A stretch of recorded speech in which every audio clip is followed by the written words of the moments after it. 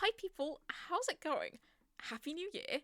Today I'm going to be doing something I've often done in January, although not admittedly in recent years, and that is to redraw an old piece of art of mine so I can enjoy how much I've improved. But before any of that, I finally have a new microphone.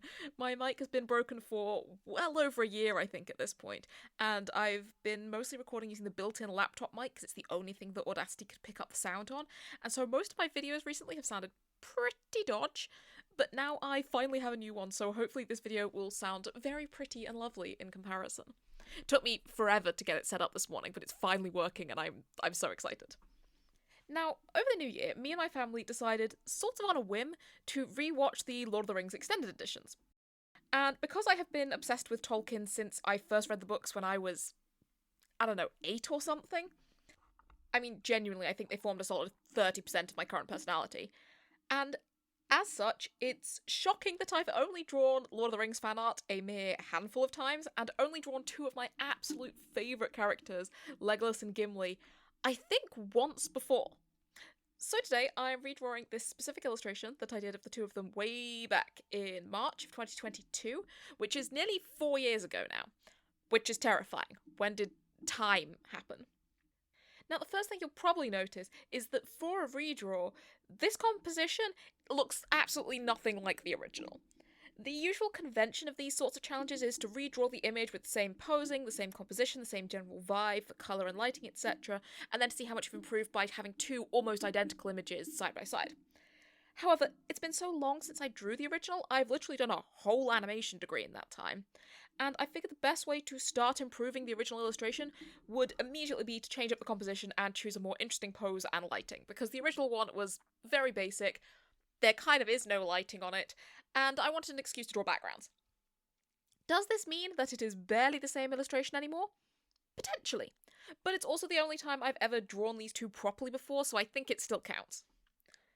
Plus, the point of challenges like these is to help you grow as an artist, and as such, I'm allowed to bend the rules to best suit my needs.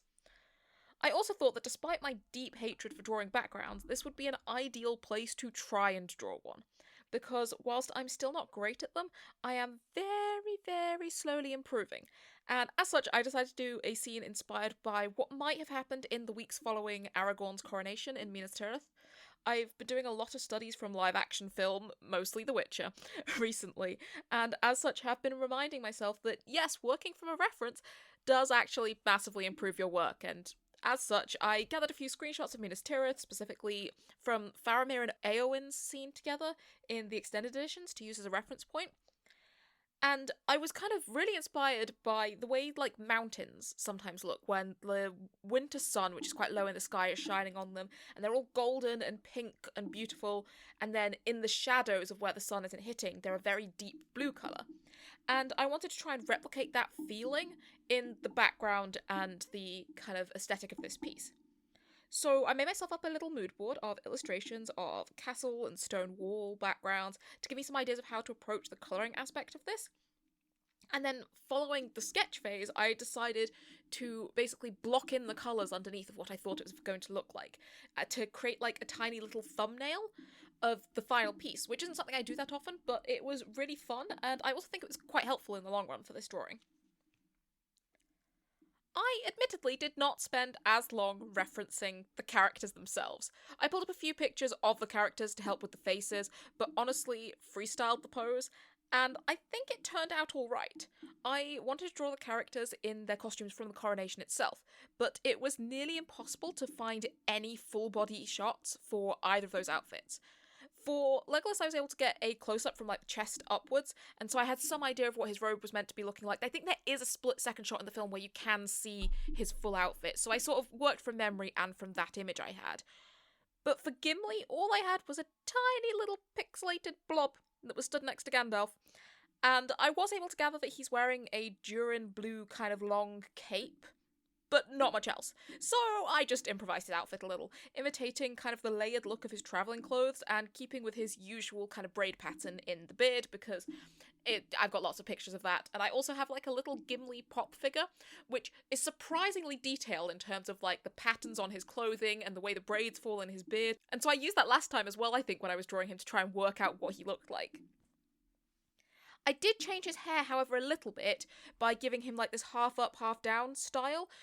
Partly so that I could draw his beautiful curly hair because I really wanted to, but also I still wanted to be able to see his ears so that I could give him like a little chunky ear cuff because I think that's fun.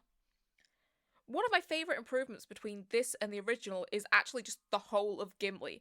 I feel like his form and his figure is much more accurate to what it should be. He feels kind of broader and he feels like he has more three-dimensional volume in this drawing than he did in the original. And I also just like the hair texture a lot better than the original. Although I did, looking back at the original after I'd finished this, realise that in the original I gave him the little white streak in his hair from like where it grew back in after he got that head wound at Helm's Deep in the books. And I didn't put that on this drawing, and I kind of wish I had because I like it as a detail. However, whilst I finish up the sketching and the line art for this drawing, I figured now might be a good time for a little life update if anyone's interested. You may have noticed an increase in the amount I've been posting lately, particularly across December, and that's because this year I finally graduated. I now have a BA in animation, and as such, I've got a lot of free time to draw fan art, which is great. I'm also spending a fair amount of time applying to jobs, building my portfolio, shift work, etc. But it's been really nice to have a bit of extra time to work on developing my art and my style beyond the constraints of a uni project. As such, I am hoping this will also be the year that I finally post my first full comic. This is not the massive Arthuriana comic you might have possibly seen me talking about if you've been hanging around this channel for a really, really long time. However, it is an offshoot of that story, exploring the tale of Gawain and the Green Knight through a very, very queer lens, whilst also exploring kind of complicated sibling bonds and the meaning of honour and chivalry and all sorts of fun stuff like that. I could definitely talk more about it if anybody wants to know. And because that comic is actually set during the new year, I am hoping that I will be able to start posting it in a year's time from now, in 2027, which, once again, very scary thought. What is happening to time? It's going so fast. I'm also considering making a couple of videos later, maybe this year, to kind of slowly introduce the characters in the run-up and talk about the designs and stuff, which I think could be a really fun thing to do. But the comic is not my only art goal for 2026. Not only am I hoping this will be the year I finally get a full-time art job, but I'm also hoping to improve my art in a number of different ways. As I said, I've been doing a bunch of live-action studies, but I think it would also be really good practice for me to do some studies from illustrators I like this year, especially of background art, and then try and practice applying those styles to different things I'm drawing, particularly applying them to my own backgrounds, to kind of practice doing that, because I know it's an area I'm weak in. Additionally, I'm also making a dedicated effort this year to sketch by hand in my sketchbook more often. I've taken to doing a load of doodles in biro at the minute, and then I keep going over them with like a grey felt tip pen to add a bit of shading, and it's making for some really fun drawings, as well as just really good practice. I always find I improve the most when I practice using a pen rather than a pencil, because there's no undo button, there's no way of rubbing it out, you just kind of have to commit to what you've got. And if the drawing turns out rubbish, it turns out rubbish, but I feel like I do a lot more drawings in a short amount of time because of that. Finally, I'm also hoping to, naturally, make a bunch of animatics this year. Fandom animatics, music video animatics, original animatics of short film ideas, just anything. In fact, if you have ideas for animatics, I'm just animaticking all the way from here to next December. However, to get back to the actual drawing that I'm doing in this video, because most of the studies I've been doing recently have been portraits, I think my biggest area of improvement between this drawing and the original is definitely the shading of the faces. The original drawing had the tiniest amount of shading around the edges of the characters' hairlines, and like a tiny bit of shading under Gimli's nose, but that was literally it. Whereas I feel like the newer version has so much more depth and dimension to it. I've kind of got a lot better at just committing to the shadows, making them properly dark, and I think it's really paying off. I also decided to add a lighter blue to the very depths of the shadow, which is something new that I thought I'd give a try given the background is so blue heavy in the shadows, and I think it turned out really nicely.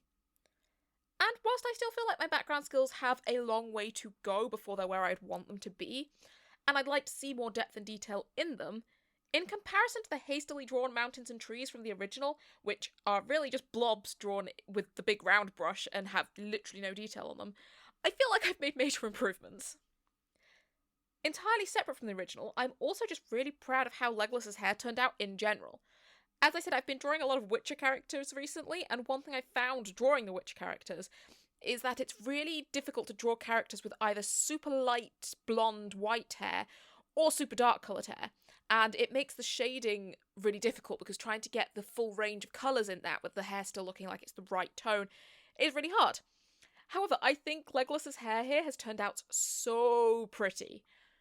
Gimli's I'm also super proud of, but I just think his I could have maybe done with a lighter line art colour because it feels a little bit harsh and illustratory in a way that Legolas's doesn't in a few places. But overall, I am unbelievably proud of how this turned out.